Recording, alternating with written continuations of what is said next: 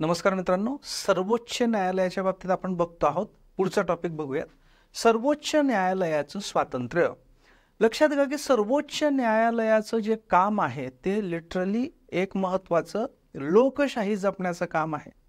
लोकशाहीच्या 4 स्तंभांपैकी एक महत्त्वाचा स्तंभ सर्वोच्च न्यायालय आहे आणि संघराज्यीय पद्धतीमध्ये ज्या महत्त्वाच्या शासनाचे स्तंभ असतात त्याच्यातला एक स्तंभ आहे आणि त्याच्यामुळे सर्वोच्च न्यायालयाने कुठल्याही दबावाखाली न येता निष्पक्षपणे स्वतंत्रपणे काम करणं आवश्यक आहे.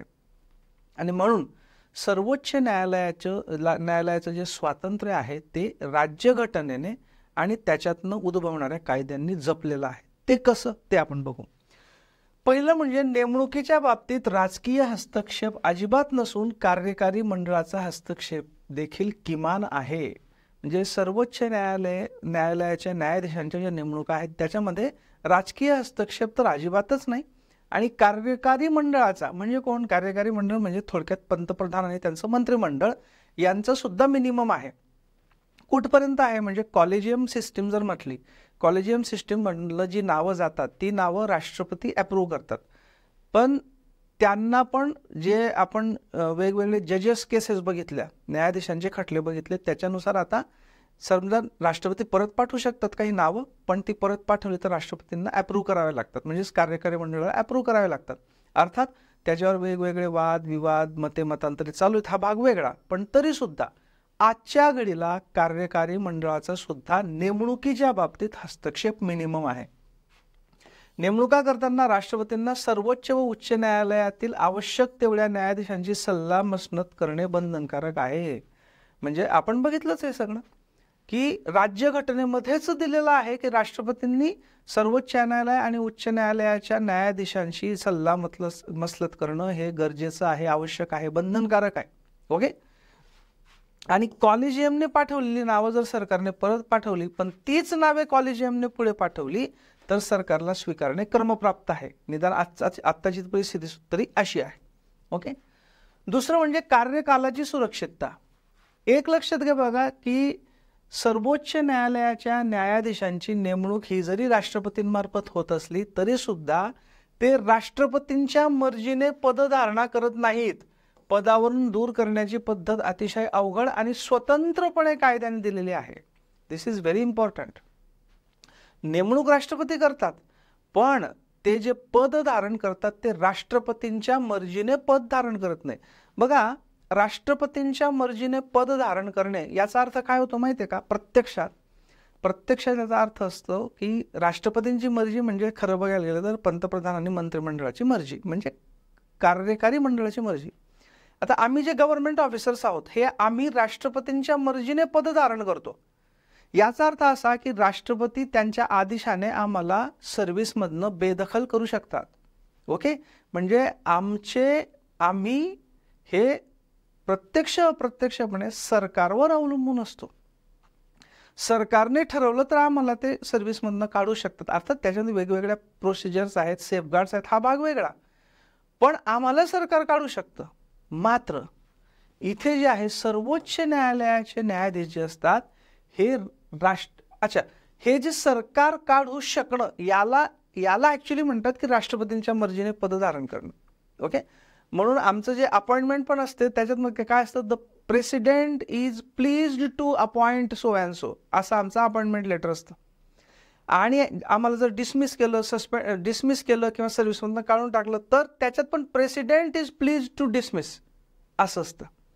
याच्यामध्ये मात्र नेमणूक जरी राष्ट्रपतींच्या वॉरंटने सही शिक्क्याने होत असली तरी सुद्धा राष्ट्रपतींच्या मर्जीने ते पद धारण करत नाही. त्यांना पदावरून हटवायचं असेल तर संसदेने एक स्वतंत्र पद्धत दिलेली आहे, ती आपण बघितलेलीच आहे. महाभियोगासारखी जी पद्धत आहे, दोन्ही संसदेच्या दोन्ही सभागृहांमध्ये विशेष बहुमताने ठराव मंजूर होणे वगैरे वगैरे, याच्याने सुद्धा न्यायव्यवस्थेचा म्हणजे सुप्रीम कोर्टाचं स्वातंत्र्य अबाधित राहतं. म्हणजे कोणीही उठलं आणि सरकारने कधीही कोणालाही काढून टाकलं सुप्रीम कोर्टाच्या जजला, असं होऊ शकत नाही. न्यायाधीश, अधिकारी, सेवक म्हणजे कर्मचारी यांचे पगार, भत्ते, निवृत्ती वेतन त्यानंतर सर्वोच्च न्यायालयाचा प्रशासकीय खर्च हे सर्व भारताच्या संचित निधीवरील प्रभारित खर्च असतात. आपण बघा ज्यावेळी हे बघितलेलं आहे म्हणजे कायदा पास करण्याची पद्धत बघितलेली आहे, बजेट बघितलेलं आहे. बजेटमध्ये आपण काय बघितलेलं की काही खर्च असे असतात की जे भारताच्या संचित निधीवरील कोणते चार्ज्ड म्हणजे प्रभारित खर्च असतात. त्याचा अर्थ काय होतो आपण त्यावेळी बघितलेला आहे. त्याचा अर्थ असा होतो की त्या खर्चावर चर्चा होऊ शकते परंतु मतदान होत नाही. चर्चा होऊ शकते कमी जास्त वगैरे वगैरे, मतदान होत नाही. म्हणजे त्या खर्चाला एक प्रकारची शाश्वती असते. म्हणजे मग हे जे सर्वोच्च न्यायालयाच्या अगदी न्यायाधीश, अधिकारी, कर्मचारी, प्रशासकीय खर्च वगैरे हा सगळा संचित निधीवरील प्रभारित खर्च असतो आणि त्याच्यामुळे तो खर्च मिळेल याची शाश्वती असते. त्याच्यावर काहीही आर्बिट्ररी बदल केले जाणार नाहीत वगैरे वगैरे याची शाश्वती असते आणि त्याच्यामुळे सुद्धा न्यायव्यवस्थेचं, सर्वोच्च न्यायालयाचं स्वातंत्र्य अबाधित राहतं. सर्वोच्च न्यायालयाच्या कामकाजासाठी आवश्यक असणारे अधिकारी आणि कर्मचारी यांची नियुक्ती सर्वोच्च न्यायालय स्वतः कार्यकारी मंडळाच्या हस्तक्षेपाशिवाय करू शकते आणि अशा कर्मचाऱ्यांच्या सेवा सुद्धा निश्चित करू शकते. हे पण फार महत्वाचं आहे. समजा ठीक आहे, सर्वोच्च न्यायालयाचे न्यायाधीश आणि मुख्य न्यायाधीश, इतर न्यायाधीश यांना स्वातंत्र्य आहे, पण जर सर्वोच्च न्यायालय स्वतःच्या कर्मचाऱ्यांची पाहिजे तेवढी भरती करू शकत नसेल किंवा त्यांच्या सेवा शर्ती स्वतः ठरवू शकत नसेल तर काय होऊ शकतं, तर असं होऊ शकतं की त्याद्वारे कार्यकारी मंडळ अप्रत्यक्षपणे सर्वोच्च न्यायालय कंट्रोल करू शकतं की पाहिजे तेवढा स्टाफच दिला नाही, पाहिजे तेवढे फंड्स दिले नाहीत, पाहिजे तेवढं इन्फ्रास्ट्रक्चर दिलं नाही, असं करून कंट्रोल करू शकतो. पण असं होत नाही. याचं कारण म्हणजे की सर्वोच्च न्यायालय त्याच्या कामकाजासाठी आवश्यक असणारे अधिकारी आणि कर्मचारी यांची नियुक्ती स्वतः करू शकतं. त्यांच्या सेवा शर्ती म्हणजे सर्व्हिस कंडिशन सुद्धा स्वतः ठरवू शकतं. याच्यामुळे सुद्धा सर्वोच्च न्यायालयाचं स्वातंत्र्य अबाधित राहतं. न्यायाधीशांच्या सेवा शर्ती, पगार, भत्ते, रजा, निवृत्तीवेतन हे संसदीय कायद्याद्वारे ठरवले जातात. आपण बघितलेत बघा, ते 2 कायदे बघितले आपण, 54 आणि 58चा. सेवा शर्ती, पगार वगैरे हे संसदीय कायद्याने ठरतात. असं नाही की उठलं आणि गव्हर्नमेंटने ते बदलून टाकलं, नाही. त्याच्यासाठी संसदेचा जो कायदा आहे तो कायदा बदलावा लागतो. ओके, सो त्याच्याद्वारे ठरवल्या जातात. आणि एखाद्या न्यायाधीशाच्या नेमणुकीनंतर या बाबतीत त्यांना अहितकारक होईल असा बदल करता येत नाही. म्हणजे समजा मला सर्वोच्च न्यायालयाचं न्यायाधीश म्हणून नेमलं, त्यावेळी सांगितलं होतं की पगार 2,50,000 असेल आणि माझी नेमणूक झाली आणि नेमणूक झाल्यानंतर एका महिन्यामध्ये 2,50,000चा 1,00,000 करून टाकला. नो, नेमणुकीच्या वेळी जे ठरलेलं आहे म्हणजे ते जे संसदीय कायद्याने ठरलेलं असतं तेच राहील. त्याच्यात अपवर्ड रिव्हिजन होऊ शकते, म्हणजे वाढवता येऊ शकतो, हितकारक बदल करता येऊ शकेल, पण अहितकारक बदल नेमणुकीनंतर करता येणार नाही. याच्यामुळे सुद्धा एक प्रकारची शाश्वती राहते, सुरक्षितता राहते आणि स्वतंत्रपणे काम करू शकतो.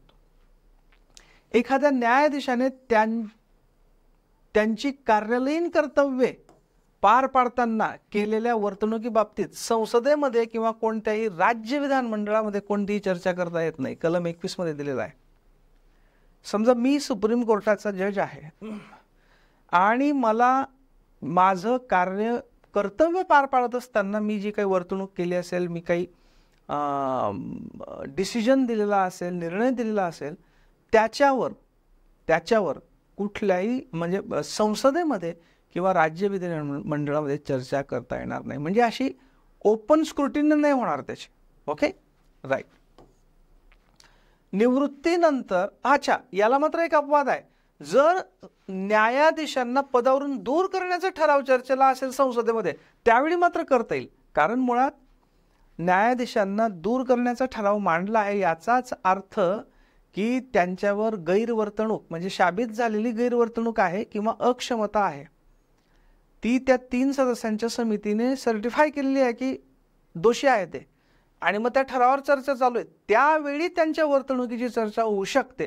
पण असं त्यांना हटवण्याचं काही डिस्कशन चालू नसेल तर मात्र आयदर संसदेमध्ये किंवा राज्य विधिमंडळामध्ये त्यांच्या कर्तव्य पार पाडतानाच्या वर्तणुकीच्या बाबतीत कुठलीही चर्चा करता येत नाही. निवृत्तीनंतर न्यायाधीशांना भारतातील कोणत्याही न्यायालयात किंवा कोणत्याही प्राधिकाऱ्यासमोर वकिली करता येत नाही. परिणामी कोणत्याही प्रलोभनाशिवाय त्यांना काम करता येऊ शकतं. बघा, बऱ्याच मेजर जे कॉन्स्टिट्युशनल पोस्ट आहेत त्याच्यामध्ये हे असतं की रिटायरमेंट नंतर तुम्हाला, म्हणजे आता सर्वोच्च न्यायालयाचे न्यायाधीश जर म्हटले तर निवृत्तीनंतर त्यांना कुठल्याही न्यायालयासमोर किंवा प्राधिकाऱ्यासमोर वकिली करता येणार नाही. त्याच्याने काय होतं की मला समजा मी सर्वोच्च न्यायालयाचा न्यायाधीश आहे, मला माहिती आहे की रिटायरमेंट नंतर मला कुठेही वकिली करता येणार नाही. त्यामुळे मग मी जर समजा वकिली करता येत आली असती तर मी काय विचार करेल, या रिटायरमेंट नंतर मला वकिली करायची आहे, मग माझी रिटायरमेंट 2037 मध्ये आहे. 2037 नंतर हे जे अमुक हे आहेत हे त्यावेळी कदाचित जज झालेले असतील. मग आता त्यांच्या बाबतीत मला थोडंसं व्यवस्थित निर्णय दिले पाहिजेत, जेणेकरून ज्यावेळी मी वकिली करेल त्यावेळी त्यांनी मला सहकार्य केलं पाहिजे वगैरे वगैरे. अशा पद्धतीने हितसंबंध निर्माण होते. पण जर मला माहीत असेल की रिटायरमेंट नंतर मला कुठे वकिली करायचीच नाहीये तर मी अत्यंत निष्पक्षपणे निर्णय देईल. राईट. सो याच्यासाठी ही तरतूद केलेली आहे. सर्वोच्च न्यायालय स्वतःच्या अवमानाबद्दल संबंधित व्यक्तीला शिक्षा करू शकते. पतंजली केस तुम्ही अलीकडे न्यूजमध्ये मागच्या 2 महिने चालू होती बघा, की सर्वोच्च न्यायालयाने अवमानासाठी, तुम्ही रामदेव बाबांना सर्वोच्च न्यायालयाने कशा पद्धतीने माफी मागायला लावली, त्यांनी नंतर ती जी माफी मागितली ती माफी आधी अशी छोटीशी छापली. सर्वोच्च न्यायालय म्हटलं की तुम्ही जेवढ्या मोठ्या जाहिराती करतात तेवढ्या छापा. त्याच्यानंतर नुसतं रामदेव बाबा नव्हे तर जे इंडियन मेडिकल असोसिएशन आहे त्याच्या अध्यक्षांनाही माफी मागायला लावली वगैरे वगैरे. थोडक्यात काय, आणि हे आवश्यक पण असतं, याचं कारण जर सर्वोच्च न्यायालयाने कितीही निर्णय दिले पण जे निर्णय जर सर्वोच्च न्यायालयाला त्यांच्या निर्णयांचा रिस्पेक्ट केला नाही किंवा त्यांच्या निर्णयांची अंमलबजावणी केली नाही तरी काही करता येणार नसेल तर मग त्यांच्या निर्णयांचे तर सरसकट उल्लंघन होईल. आणि म्हणून सर्वोच्च न्यायालयाला स्वतःच्या अवमानाबद्दल, अवमान म्हणजे थोडक्यात काय की सर्वोच्च न्यायालयाने जे निर्णय दिलेले आहेत किंवा जे निर्देश दिलेले आहेत, जे डायरेक्शन्स दिलेले आहेत, ज्या सूचना दिलेल्या आहेत त्यांचं पालन करणं. ते पालन नाही केलं तर अवमान होतो. त्याच्याबद्दल, अवमानाबद्दल शिक्षा करण्याचा अधिकार सर्वोच्च न्यायालयाकडे आहे. जेणेकरून सर्वोच्च न्यायालयाकडे एक अधिकार राहील. त्या अधिकाराचा भाग म्हणून ज्यांना सूचना दिलेल्या आहेत, डायरेक्शन्स दिलेल्या आहेत त्या पाळतील आणि त्याद्वारे स्वातंत्र्य अबाधित राहील. हा त्याच्या मागचा उद्देश आहे. राज्यघटनेने सर्वोच्च न्यायालय जे अधिकार क्षेत्र दिलेले आहेत त्यात संसदेला घट करता येत नाही, मात्र वाढ करता येऊ शकते. आता आपण सर्वोच्च न्यायालयाचं अधिकार क्षेत्र पाहणारच आहोत. म्हणजे सर्वोच्च न्यायालयाला कोणत्या कोणत्या बाबतीत निर्णय देता येऊ शकतात ते आपण बघणार आहोत.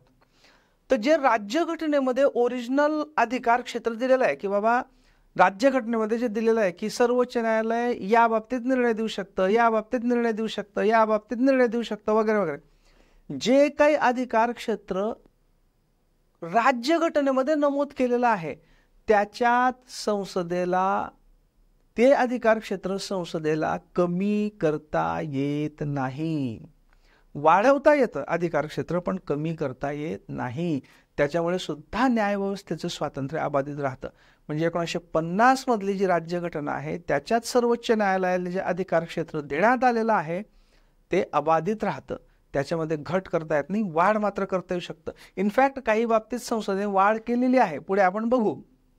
काही बाबतीत वाढ केलेली आहे, घट मात्र संसदेला करता येत नाही. ओके सर, अशा पद्धतीने हे साधारणतः रफली 9 पॉइंट आहेत महत्वाचे की ज्याच्याद्वारे सर्वोच्च न्यायालयाचं स्वातंत्र्य अबाधित राखलं जातं. Okay right.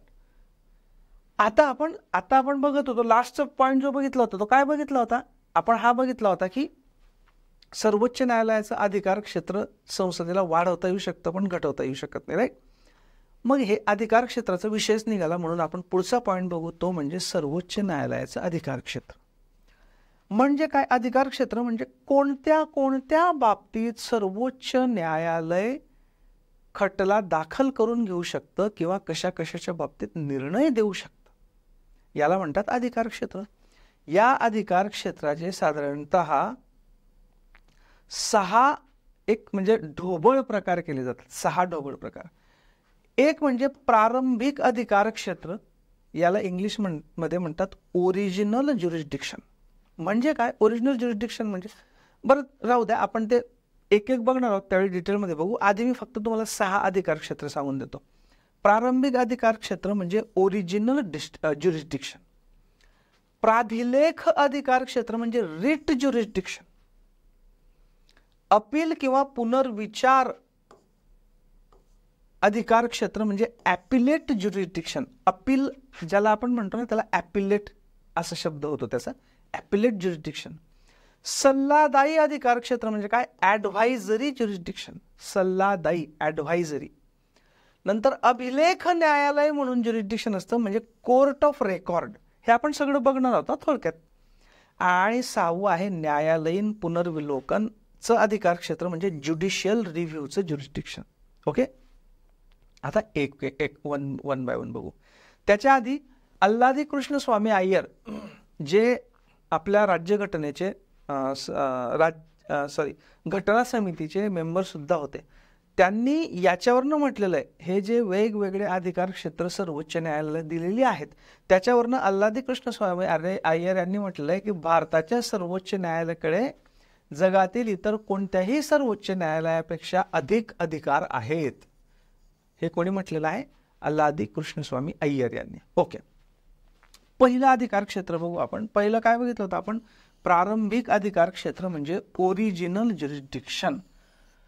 हे आहे कलम 131 मध्ये.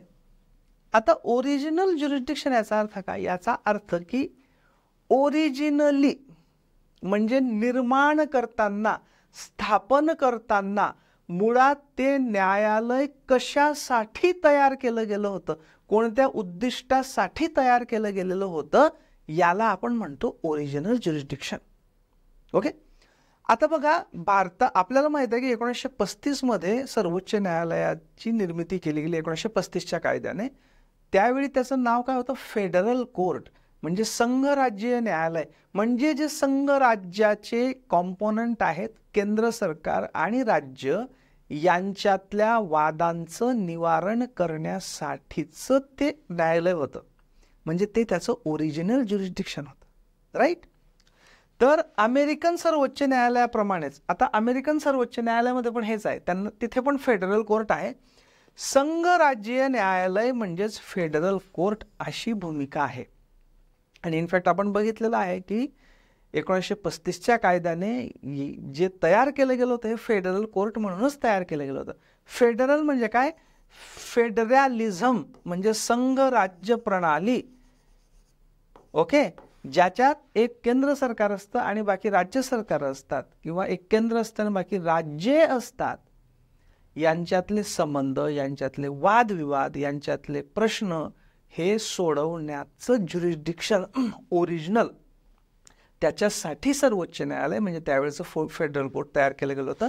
म्हणून संघ राज्यातल्या वेगवेगळ्या घटकांमध्ये उद्भवणाऱ्या वादावर निकाल देणे हे सर्वोच्च न्यायालयाचं प्रारंभिक अधिकार क्षेत्र म्हणजे ओरिजिनल ज्युरिस्डिक्शन आहे. ओके, मग हे वाद, आता संघ राज्याचे घटक कोणते कोणते असतात. संघ राज्याचे घटक, एक असतं केंद्र सरकार म्हणजे केंद्र, आणि दुसरे असतात राज्य वेगवेगळी, राईट. मग यांच्यामध्ये कशा कशा प्रकारचे वाद उद्भवू शकतात, कोणत्या कोणत्या कॉम्पोनेंट्समध्ये वाद उद्भवू शकतात. एक वाद असा की एकीकडे केंद्र सरकार विरुद्ध एक किंवा अनेक राज्ये, म्हणजे समजा केंद्र सरकार विरुद्ध महाराष्ट्र सरकार, एकच राज्य असेल, किंवा केंद्र सरकार विरुद्ध महाराष्ट्र सरकार, कर्नाटक सरकार, केरळ सरकार, असं काहीतरी. सो केंद्र सरकार विरुद्ध एक किंवा अनेक राज्य.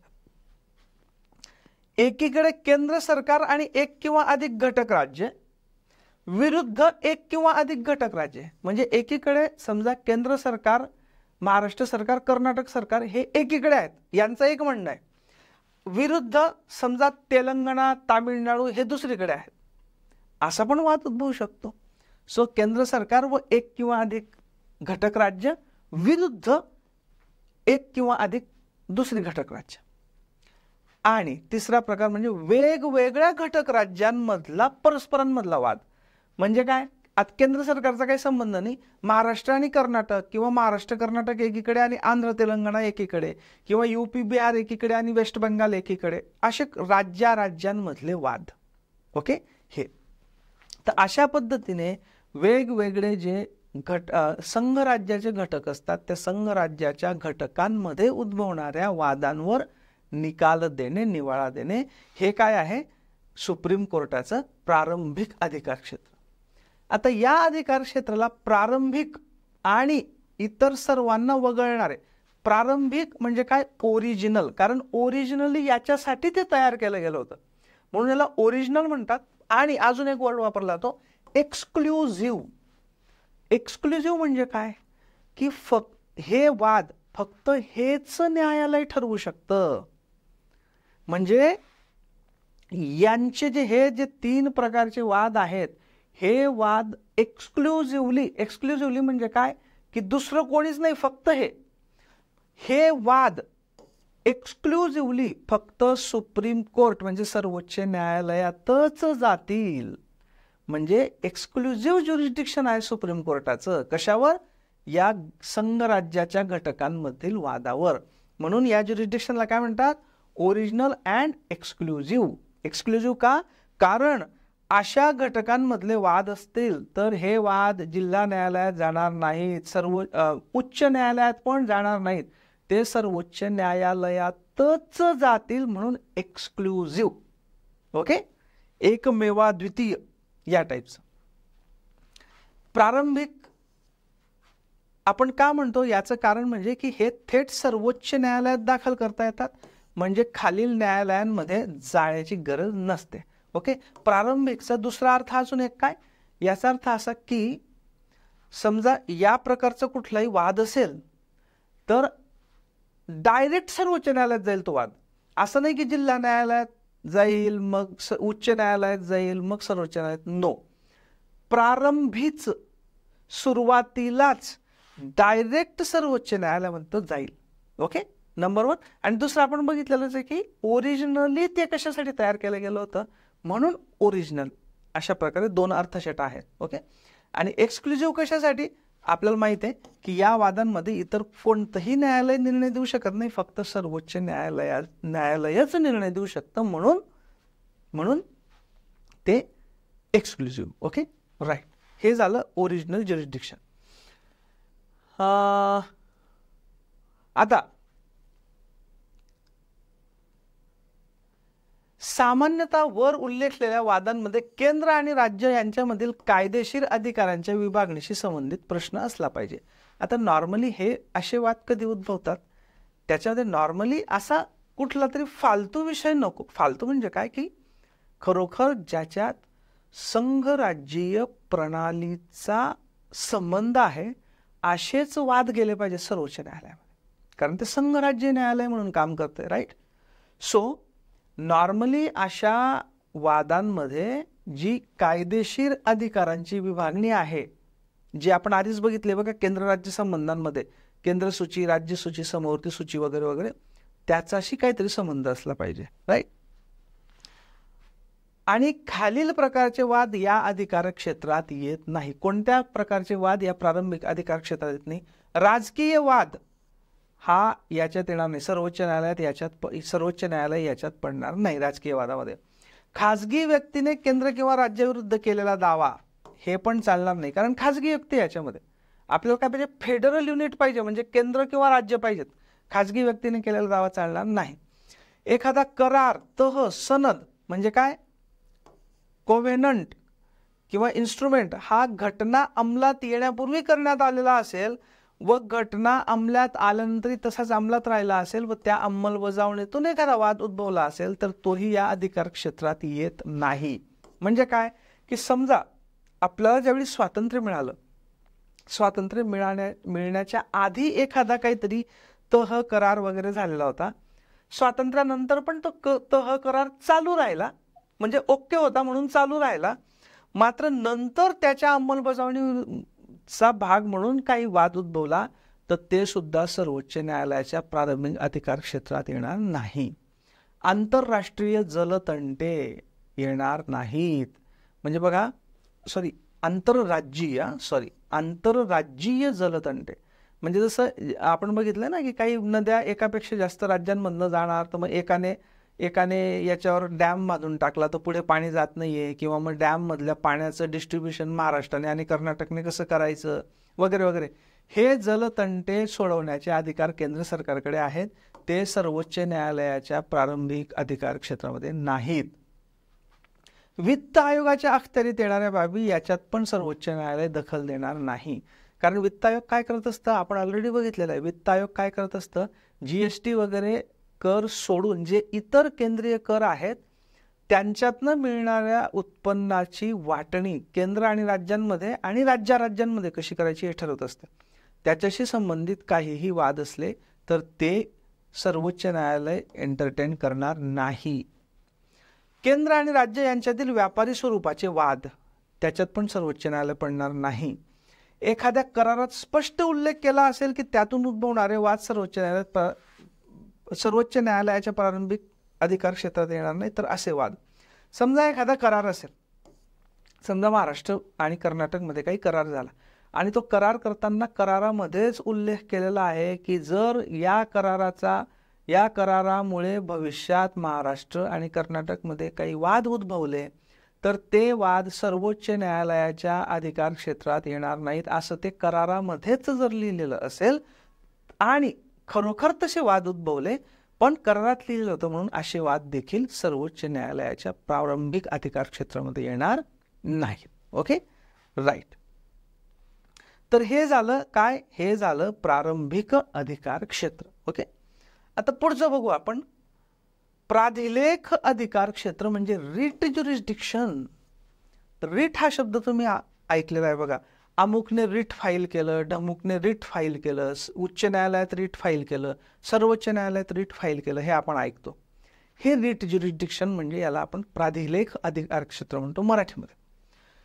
आता बघा, सर्वोच्च न्यायालय हे नागरिकांच्या मूलभूत हक्कांचं संरक्षक आहे. मूलभूत हक्कांविषयी आपण ज्यावेळी घटनेच्या वैशिष्ट्यांमध्ये मूलभूत अधिकार बघत होतो त्यावेळी आपण बघितलेलं की मूलभूत हक्कांचं संरक्षक सर्वोच्च न्यायालय आहे. अशा मूलभूत हक्कांचं संरक्षण करण्यासाठी किंवा त्यांचं उल्लंघन झाल्यास ते हक्क पुन्हा मिळवून देण्यासाठी सर्वोच्च न्यायालयाकडे खालील प्रकारचे रिटचे अधिकार आहे. रिट, ओके, कोणते कोणते? हेबियस कॉर्पस, सर्शिओररी, काही ठिकाणी याचा उच्चार सर्शिओररी असतं, काही ठिकाणी सर्शिओरराय असतं, दोन्ही बरोबर आहेत.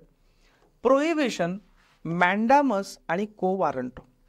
आता इथे मी डिटेलमध्ये याच्याकरता बघत नाहीये. याचं कारण म्हणजे की मूलभूत अधिकारांच्या डिटेल व्हिडिओमध्ये हे येणार आहेत, आलेले आहेत, म्हणून इथे मी घेत नाहीये. फक्त लक्षात ठेवा की 5 प्रकारचे रीट असतात.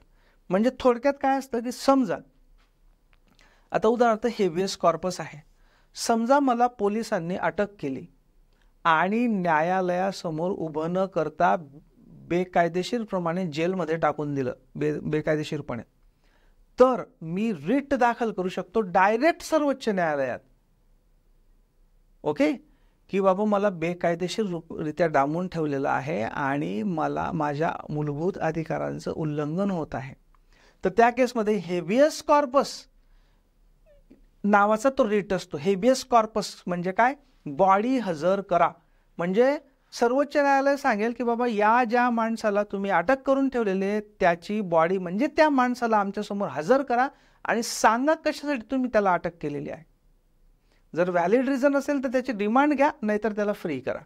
ओके, तर अशा प्रकारचे रीट असतात. हे सगळे रीट सामान्यतः मूलभूत नागरिकांच्या मूलभूत हक्कांच्या संरक्षणासाठी असतात. ओके, हे 5ही रीट यांची नावं आपल्याला पाठ पाहिजेत. एनिवेज मूलभूत हक्कांमध्ये आपण डिटेल बघणारच आहोत, त्यामुळे आता गरज नाही. Habeas corpus, certiorari, prohibition, mandamus, quo warranto. ठीक आहे, ओके. सो एखाद्या व्यक्तीच्या मूलभूत अधिकारांचं उल्लंघन झालं असेल तर ती व्यक्ती सरळ आणि थेट सर्वोच्च न्यायालयात दाद मागू शकते. दिस इज व्हेरी इम्पॉर्टंट. रीट म्हणजे काय? रीट म्हणजे असं की समजा माझ्या एखाद्या मूलभूत अधिकाराचं उल्लंघन झालं असेल तर मला आधी खालच्या सेशन्स कोर्टामध्ये, जिल्हा कोर्टामध्ये, उच्च न्यायालयामध्ये, मग सर्वोच्च न्यायालयामध्ये असं जायची गरज नाही.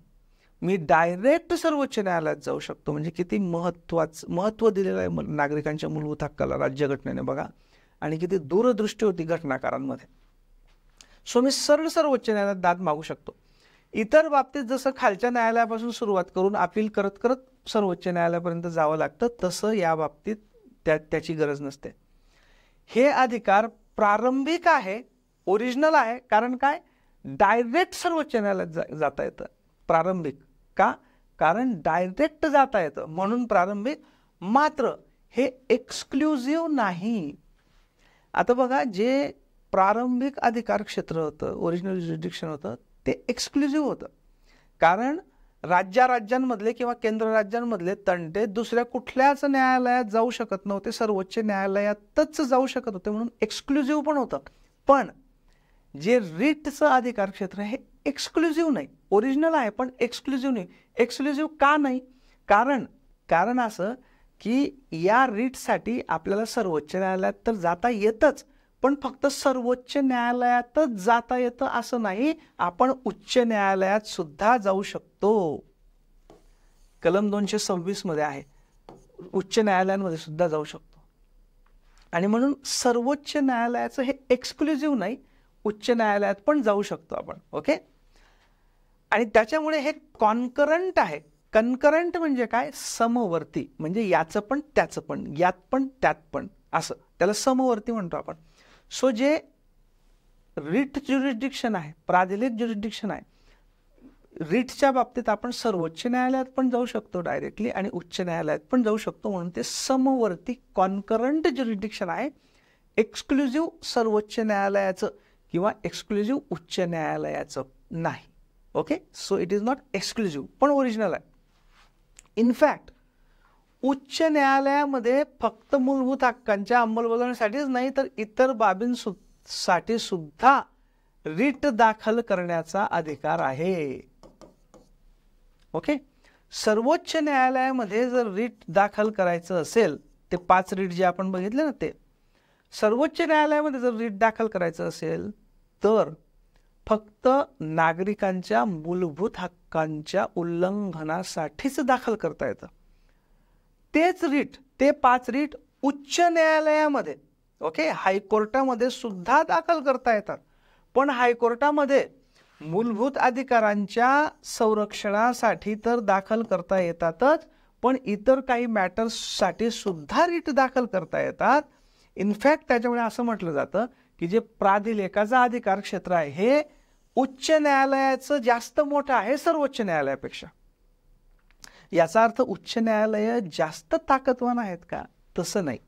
सर्वोच्च न्यायालयामध्ये फक्त लिमिटेड केसेस जाव्यात आणि फक्त महत्त्वाच्या बाबींमध्ये सर्वोच्च न्यायालयाकडे जावं, म्हणून सर्वोच्च न्यायालयामध्ये रिटचं ज्युरिडिक्शन फक्त मूलभूत अधिकारांशी संबंधित ठेवलेलं आहे, इतर ठेवलेलं नाही. मात्र उच्च न्यायालयामध्ये मूलभूत अधिकारांच्या उल्लंघनासाठी पण रिट दाखल करता येतो आणि इतर काही बाबींसाठी सुद्धा रिट दाखल करता येतो. ओके. हे काय आहे, हे आहे प्राधिलेख अधिकार क्षेत्र. ओके. सो अधिकार क्षेत्रामध्ये आपण पहिले 2 अधिकार क्षेत्र बघितले. ओरिजिनल म्हणजे प्रारंभिक अधिकार क्षेत्र आणि दुसरं म्हणजे प्राधिलेख म्हणजे रिट ज्युरिडिक्शन. राईट. जी बाकीची पुढची अधिकार क्षेत्र आहेत ते आपण पुढच्या व्हिडिओमध्ये बघू. ओके. Thank you very much.